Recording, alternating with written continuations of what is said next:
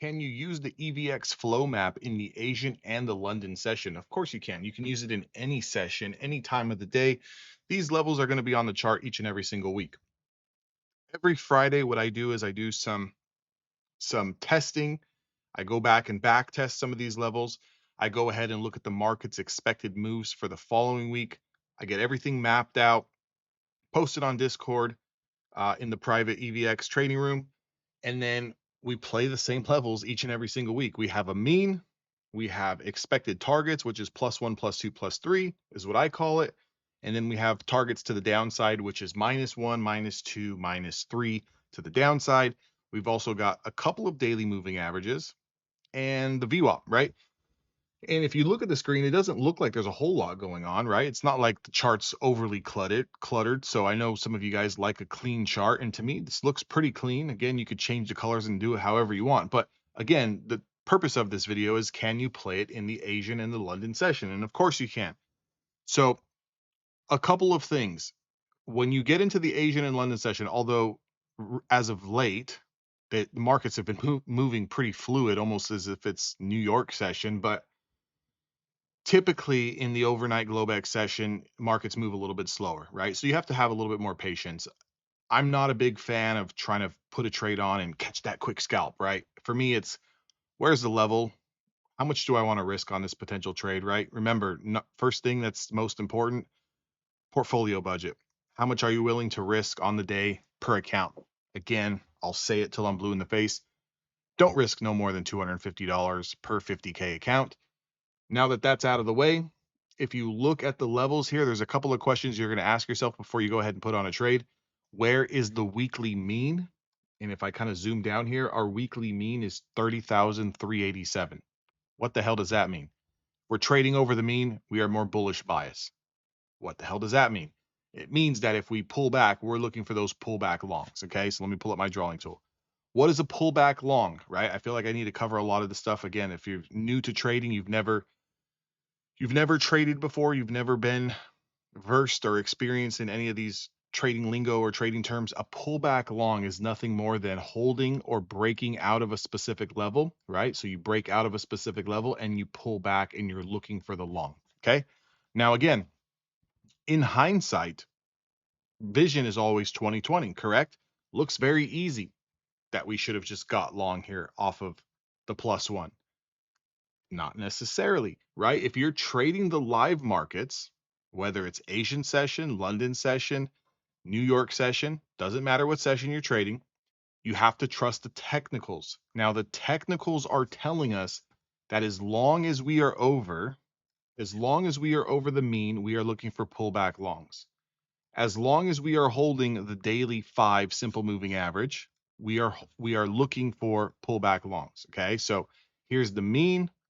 Here's your daily 5. Here's your +1. As we started to open this Globex session here after hours, right? It's currently 5:30 Pacific Standard Time. You can see we sold off, we sold off, we sold off, we sold off, we sold off, we flushed. What happened on the flush? Big, big trap. Okay. Big, big trap. What do I mean by a big, big trap?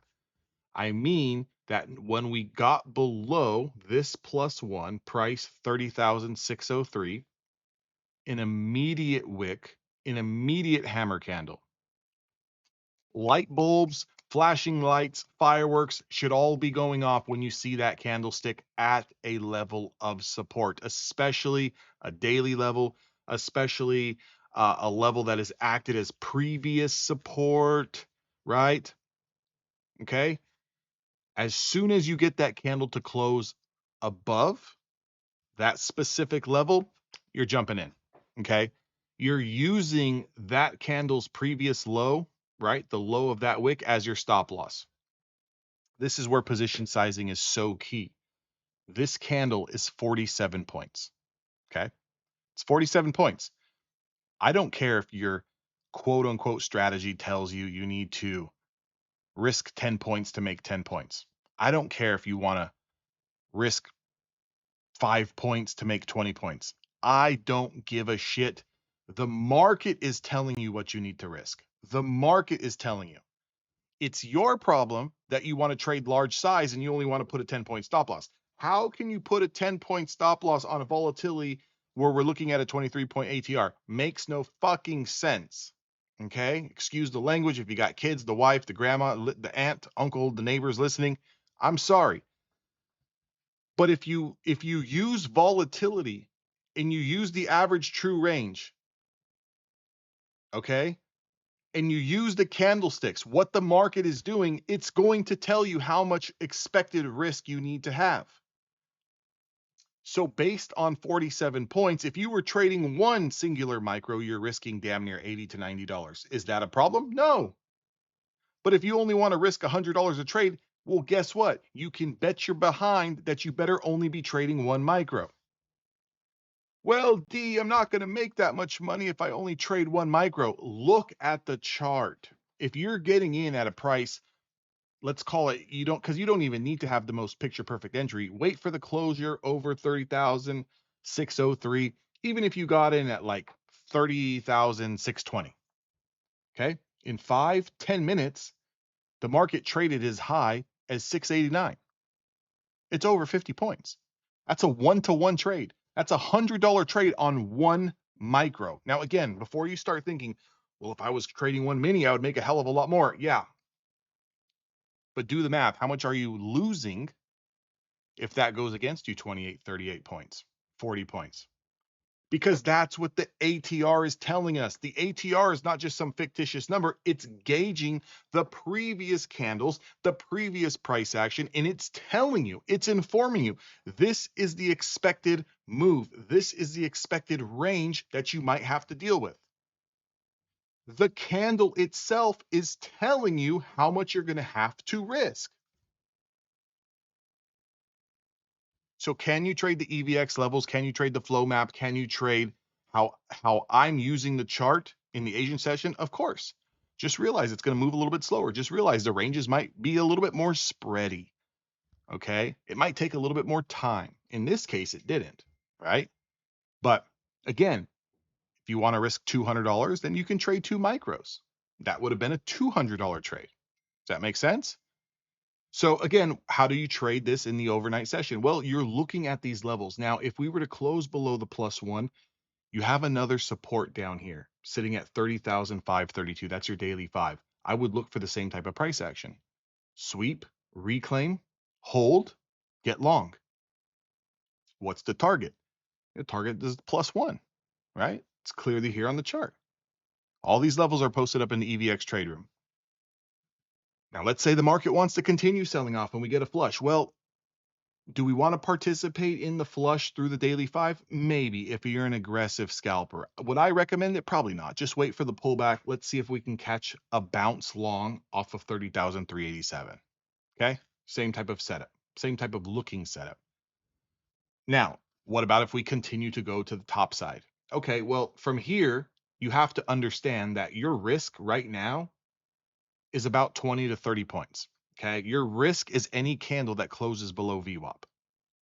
Because if you do not close below VWAP and you are in long, there's a pretty good opportunity, pretty good chance, pretty good probability that we come right back down to 600s and test. And I don't know who wants to let this ride 100 points. 40 points, 50 points, 60 points, 1 micro, 2 micros, fine.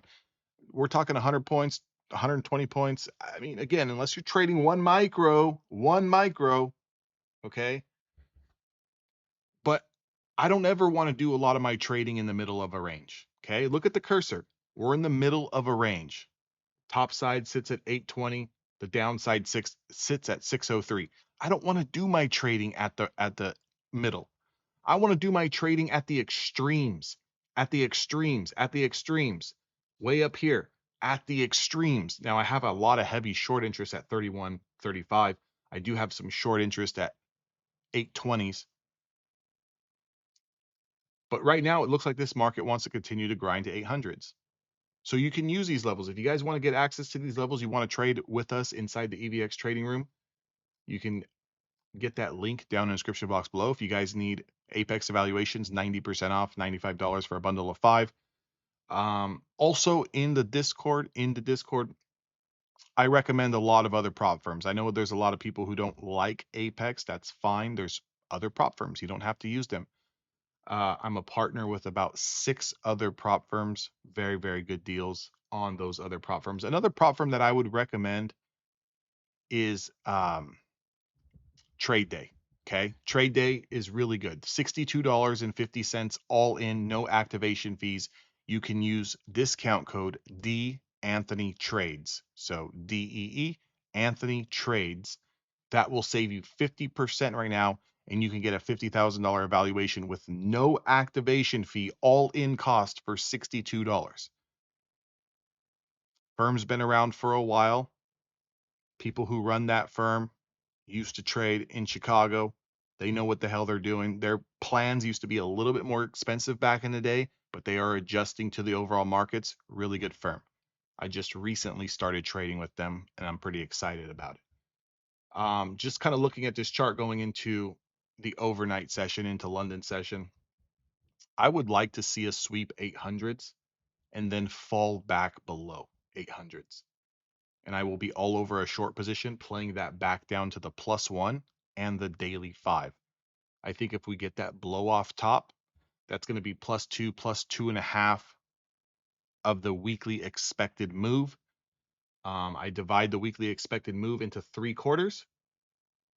And the farther we get away from the EVX weekly mean, which is just our market's expected move for the week, the farther we get away from that, the more I am looking for the mean reversion. Right now, we're just trading in the middle. I have no problem. This is still a long here. Okay.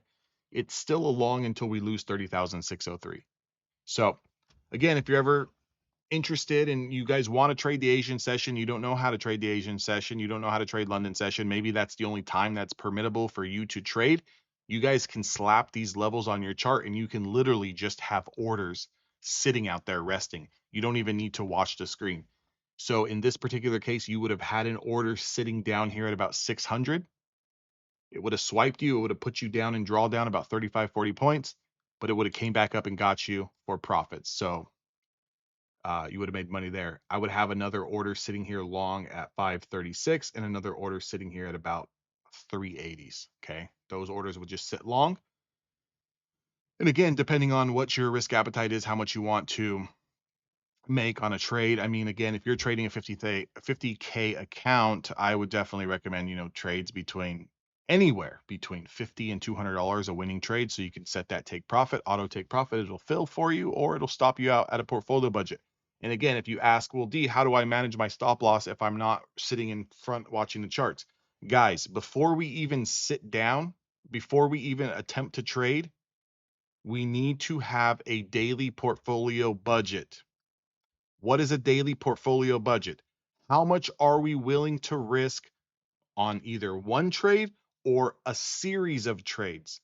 But when we hit that number, flatten all. Computer screen goes down. Computer screen goes away. Bon voyage. That number is $250. So you have a stop loss of $250. You have a take profit of $100 or $200 or $250, whatever you want. It's up to you. I do operate a little bit of a negative risk to reward ratio on all of my trades. Doesn't mean that you need to. You can do a 1-to-1. You want to make $150. You can set your stop loss at $150. That leaves you $100 left of drawdown. You want to use the entirety of the $250 drawdown, which I kind of recommend a little bit better. Then you can target $100, $200, $300, $400, so forth and so forth with your position sizing and your take profits. Hopefully you guys enjoy the video. Make sure to give me a thumbs up, guys. I really appreciate it. Leave me a comment down below. Let me know how you guys did today. And what do you think the market is going to do tomorrow? Do you think we're going to be bullish? Do you think we're going to continue this absolute ripper rally? Or do you think it's time for a little bit of a pullback? If you ask most folks, I think they've felt that we've needed a pullback for quite some time now. Market just doesn't really care. Absolutely keeps steamrolling through everybody and just keeps continuing to squeeze higher, which is fine. We're okay with that. We're okay with that. We're okay with either side as day traders, right? But we just need to make sure that we're on the right side of the trade. Again, remember, we are still bullish as long as we are trading over 30,387. We are still bullish over 535. Those are our two areas. That's the line in the sand. Both of those areas, that dictates how we're going to continue to trade this market. I'll see all of you guys on the next one.